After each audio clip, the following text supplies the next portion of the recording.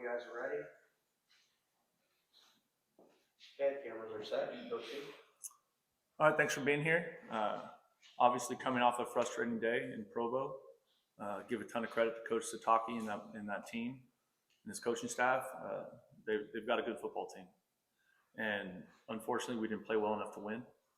And so we're hard at work fixing those things. Whatever they are, schematically or with our personnel. We had a good practice today, and I'm excited about this week. I'm excited about this opportunity that's ahead of us. Obviously, we're playing a really good Colorado team. They're well coached. They've got good players. They've got talent everywhere. They play hard, and so this is obviously a huge game for us. It's homecoming. We've got 300 football players coming back, or football alumni coming back, and then obviously all kinds of alumni coming back. It's going to be an incredible atmosphere here for game day for this game. And I think when you think about all the good stuff that's happening with in terms of the support we're getting, the Zona Zoo sold out faster than it's ever sold out, and I think we have a chance to make Saturday's game a rocking, fun, exciting atmosphere for a hell of a football game. We'll start with Justin.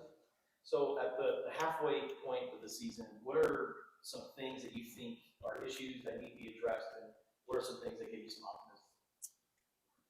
I think the thing I love about this team is that they just keep playing. They play hard and they play for each other. And I was optimistic about how we were on third down in that last game, because that had been not consistently where we want it to be. I think we converted 11 of them. I think we're offensively doing a good job moving the football. Obviously, we have to finish those drives to beat anybody good in this conference. You can't kick field goals every time you're down there in the plus 30, plus 25 space. Defensively, I think those guys continue to improve. They continue to make adjustments. I loved how they kept playing. Genesis punching that ball out late. There's just a lot of really good stuff on that film. And so we're focusing on that, and we're cleaning up the stuff that's not quite where we want it to be. Michael, do you think Noah Fafita is trying to do too much at times? That's a tough question, because all he wants to do is play for the guys he's out there with. I think for us, we got to do a better job of putting him in the right spot all the time. I think we can help him with that. And he cares so much. He works so hard. His preparation is more thorough than any player I've ever been around. And so, we got to put him in the right spot and give him a chance to make the plays he's capable of making. David? Kind of a follow on that one, Brent. In two of the interceptions he's thrown in the end zone, the one at Kansas State, the one at BYU, the receivers looked like they were waiting for the ball to come to them, and the defender jumped it. Do you want to see your wide receivers be more aggressive to the ball in those instances? So that one on Saturday was a little bit of a funny, like the coverage, the corner, kind of played catch technique on Montana. I think the issue, that ball was being thrown to Kean, and Kean was open. Where Montana took so much collision, we didn't have good spacing on it because of the collision Montana took, and the corner dropped him, right? And then right as Noah's making the throw, he takes a big shot, right? And so that ball sailed on him. And then the flip side of that is I think that safety made a hell of a football play. It was an incredible football play. So I give that kid credit too. In that 2nd and 1 sequence there, where you had 1 yard to get on 3 plays and didn't get it, how did you evaluate that? We thought that we didn't block it. We got beat at the point of attack a couple times there, which was disappointing. And then I think also for us, that saying, because they were standing there with 9 guys on the line of scrimmage, and blocking 9 people is hard. And so I think that's something that we can come up with a little bit more variation out of that formation, because it's been a good formation for us this year. So we're still working on it. Jenner? 2 questions. First, halfway through the season, what would you say is this team's identity? I think in some ways we're still finding that. I think when you turn on the tape, we play hard, which I love. And I think, like, if you don't have that, you're dead. So I like where we're at with in terms of our effort, and I think right now that's what we have to hang our hat on. And then also it's happened in a couple of games now where the first drive is really efficient, you march right down the field and score a touchdown, and then it just kind of, the wheels fall off after that. Why do you think that you guys are struggling after that initial first drive? I think that has more to do with that space that we struggled in, and the plus 30 going in. It's because we only punted one time in that game. We had 25 first downs. So like there was good production there offensively. I think that's what's the thing that we're as a staff working on is what are we going to do? What's our best stuff, right, when we get to that spot in the field? Jason? You talked about the atmosphere that you might see this coming Saturday. Coach Prime certainly brings to that. Certainly there's a very stark difference in personalities. Have you ever met him? And if so, how well do you know him? So I've met him a couple times. He's an awesome guy. He's really a nice guy. He's fun to talk to. He's got interesting perspectives on everything. I've hung out with him a little bit at the Big 12 meetings, and then also at the media day. But he's a really good dude. Obviously, he's done a great job for that program there. I think it's really cool to see them, making the move they're making. And also follow up with just your thoughts on Travis Hunter. I know we don't know his position, so I'm not asking really about that, but just in general, how impressed are you with what he's been able to do on both sides of the ball? Yeah, I've been impressed with him for years now. I think his impact of the game, his ability to impact both sides of the ball is incredible. And so, I think that's one of those challenges when you're playing this team is that he's on the field. Jason, sure. How much does your play calling change once you get into that red area with 30 on? I mean, I think the thing that changes it a little bit is just that you're capped vertically.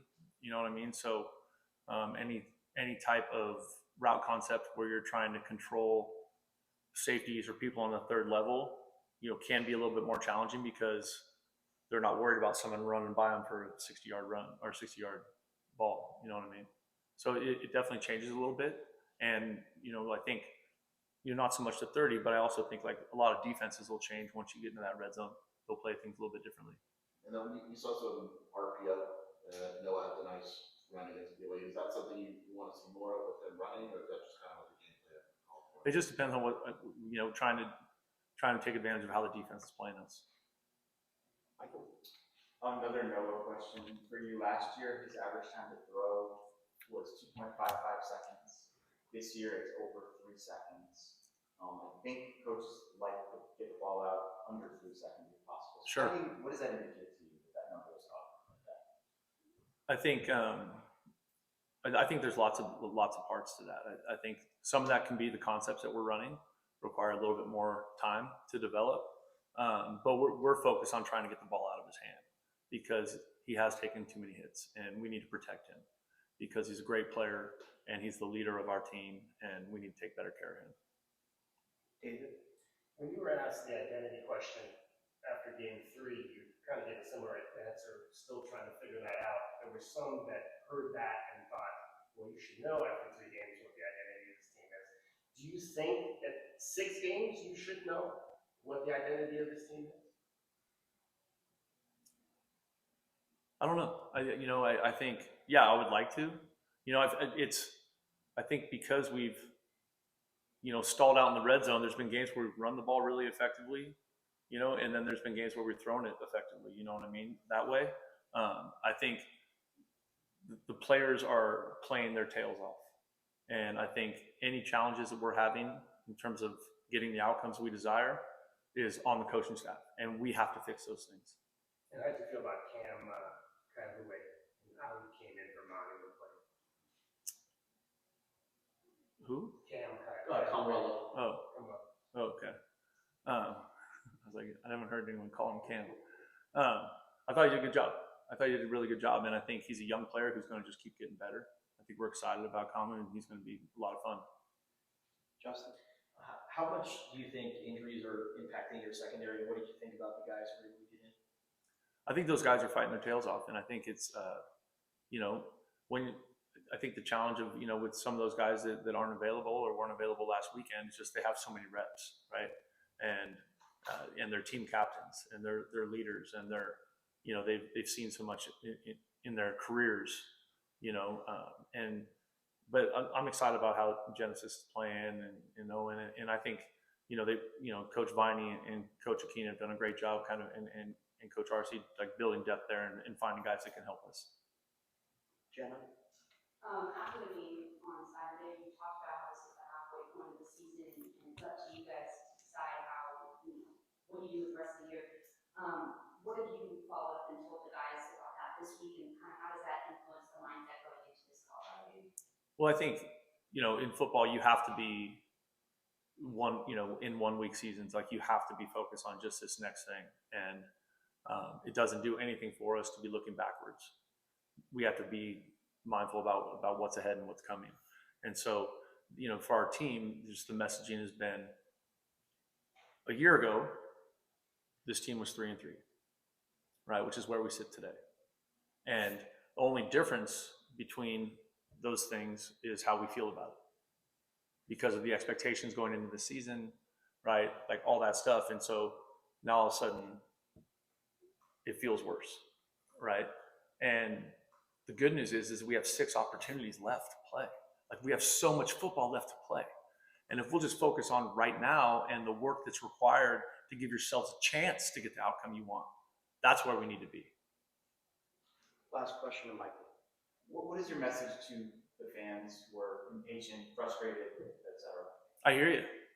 Like, I hear you. Like, I'm frustrated too. You know, the reality is no one wants to win games more than I do. And so I understand. And that's the nature of college football. And the truth is that we didn't play well enough to win the last 2 weeks, and we have to fix that. And it's my job to fix it. All right, that's our time. Thank you. Thank you.